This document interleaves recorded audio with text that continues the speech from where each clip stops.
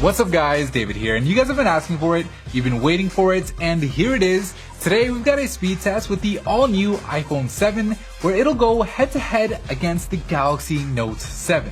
Now, if you guys remember, last time we saw the Galaxy Note 7 in a speed test, it was getting embarrassed by the year-old iPhone 6s. But now, it's time to see what Apple's 2016 flagship can do against Samsung's hottest new smartphone. Let's get right into it. Alright, so we'll kick this thing off by starting the stopwatches on each phone, where the Note 7 gets the step over the iPhone 7 with its quicker animations, but heading into the gaming row, both phones are neck and neck, where the iPhone actually takes the lead, finishing Asphalt 8 first and already working on Angry Birds. So as the Note 7 tries to finish loading up Asphalt 8, the iPhone 7 finishes loading up Angry Birds, putting it a full lap ahead early on in the speed test. Let's see if the iPhone 7 can add on to its lead here.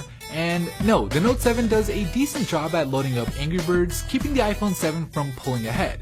But unfortunately, it doesn't do the same for Subway Surfers, with it struggling to load the game up, allowing the iPhone 7 to improve on its lead, with it now being a full 2 apps ahead. As the Galaxy Note 7 finishes up with Subway Surfers, the iPhone 7 starts working on Lapsid, where each phone will have to create a time lapse from the same exact video file. And the new A10 Fusion chip just plows through it, already finishing the task and moving on to ESPN.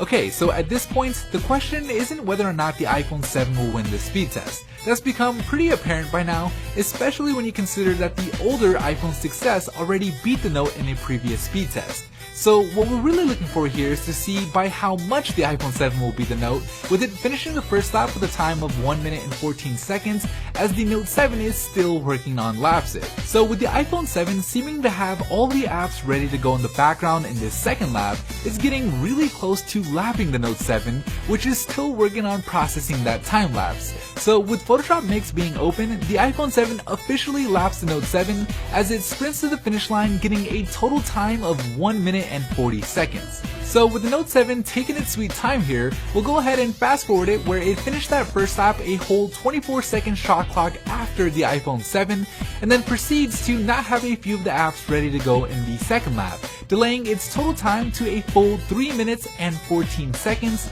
making the winner the iPhone 7 by a huge margin.